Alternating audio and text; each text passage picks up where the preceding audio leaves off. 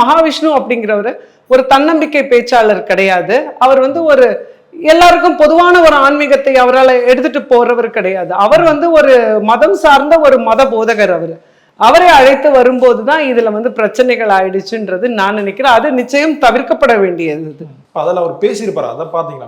ஆமா, அவர் ஆசிரியரை வந்து காயப்படுத்துற மாதிரி தான் பேசியிருப்பாரு. அந்த டோன் எல்லாருமே அப்படிதான் இருக்கும். அரசு பணியில இருக்கிற ஒரு ஆசிரியர்களை வந்து கேள்வி கேட்கறதுக்கு அவங்களுக்கான மேல் அதிகாரிகள் இருக்கிறாங்க, அவர்களுக்கு அதற்கான ஒரு அமைச்சகம் இருக்குது, அமைச்சர் இருக்கிறார், அவர்களுக்கு கீழே தான் அவங்க கட்டுப்படக்கூடியவர்கள். போற வரவங்க யாருனாலும் அவங்கள கேள்வி கேட்க முடியாது.